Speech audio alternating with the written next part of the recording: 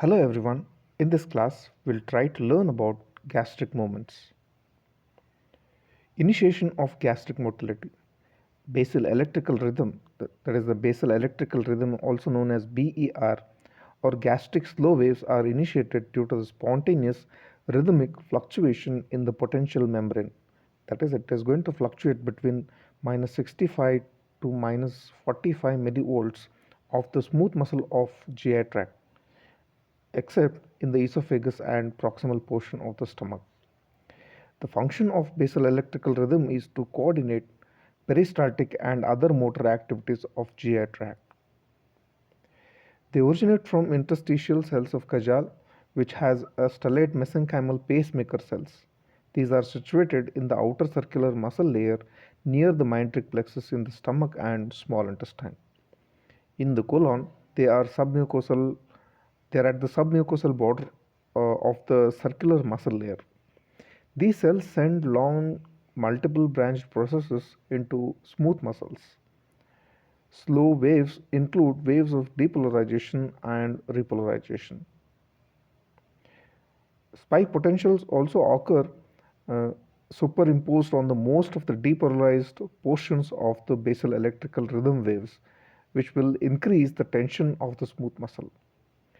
The depolarization portion of the spike is due to the calcium influx and repolarization is due to potassium efflux. The rate of basal electrical rhythm varies in different parts of the GIT. In stomach it is 4 per minute, duodenum 12 per minute, distal ileum 8 per minute, cecum it is 9 per minute, and in sigmoid colon it is maximum at the rate of 16 per minute. The degree of spike potential and tension of the smooth muscle is increased by acetylcholine released by vagal ending, gastric distension, and gastrin. They are also inhibited by release of epinephrine when sympathetic nervous system is stimulated, and also by duodenal distension, presence of fat, and acidic chyme and hypertonicity. Here you can see the wave of basal electrical rhythm superimposed by the spike potentials, which are going to increase the tension in the smooth, smooth muscles. Motility of empty stomach, that is motility during interdigestive period, which are also known as migratory motor complexes. During interdigestive period, the pattern of electrical and motor activity in the gastrointestinal smooth muscle are modified. The cycles of motor activity will be conducted from the stomach to the distal ileum. Each cycle of migratory motor complex starts with a quiescent period called as phase 1. Phase 1 is continuous with a period of irregular pattern of electrical activity and motor activity called phase 2. Then activity drives towards the arboreal end at the rate of 5 cm per second, and they occur at an interval of approximate 90 minutes. Migratory motor complex, that is MMC, clear contents from the stomach and small intestine in preparation for next meal. Migratory motor complex stops with the intake of food and with return of other movements like basal electrical rhythm and peristalsis. Hunger contractions. When stomach is empty for several hours, rhythmic persistent contraction occur in the body of stomach. These are associated with hunger and considered to regulate the appetite. Sometimes when these contractions occur successively and become stronger, fusion of these contractions occur to cause tetanic contraction of smooth muscle, which will last for 2 to 3 minutes. These are intense and healthy normal length people, but also they're seen in healthy and young people, and also seen in people whose blood sugar is lower than normal. The hunger contractions which cause mild pain in the width of the stomach is called as hunger pangs. The hunger pangs don't occur unless 12 to 24 hours of starvation is present. The intensity of hunger pangs increases in 3 to 4 days and then subsides. Gastric motility related to meals, that is during digestive period. The first thing is period of receptive relaxation. When food enters the stomach, the fundus and the greater curvature relaxes to accommodate the food. Receptive relaxation is a vagovagal reflex initiated by distension of stomach. Its significance is to accommodate food easily with much increase, easily without much increase in the pressure, that is until the capacity of up to 1.5 liters. Then peristalsis.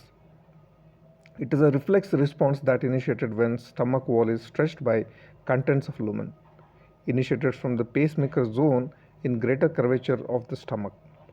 It is propulsive wave that propel food in stomach into duodenum through the pylorus.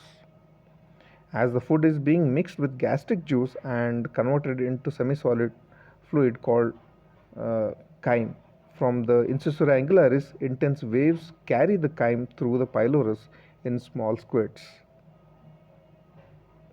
Fluids easily pass through, but partially digested solid food substances are propelled by contraction of pyloric sphincter. This action is called as retropulsion, so that the chyme is further mixed with the gastric juice. Peristalsis is controlled by basal electrical rhythm. Peristalsis in stomach occurs at 3 to 4 times per minute. Peristalsis is due to the integrated activity of enteric nervous system, and it is independent of extrinsic innervation.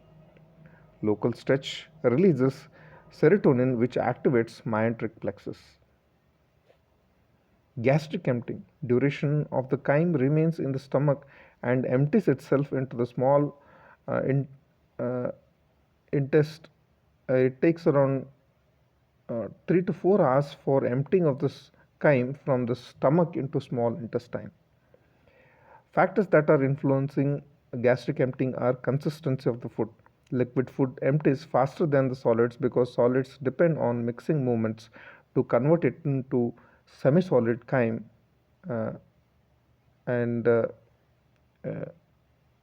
is called gastric emptying time. Gastric factors which are going to promote gastric emptying: the volume of the gastric content. Greater the volume of the food in the stomach, greater is the stretching of the stomach wall, leading to strong peristaltic wave and increased rate of gastric emptying. Then gastric hormone, uh, some of them, uh, gastrin hormone, it is going to promote the gastric emptying, and the type of food ingested, that is the rate of emptying, it is maximum for the carbohydrates compared to proteins and fats. Then duodenal factors which are mainly going to inhibit the gastric emptying, that is enterogastric reflex, a reflex initiated by the duodenum. It is uh, and it is stimulated by acidity of the chyme, osmolality of the food, partially digested proteins, and distension of the duodenum with partially digested food. Then at the last, the hormones CCKPZ, secretin, and gastroinhibitory peptides also, they are going to uh, affect the gastric emptying. This is about the motility of the stomach. Thank you.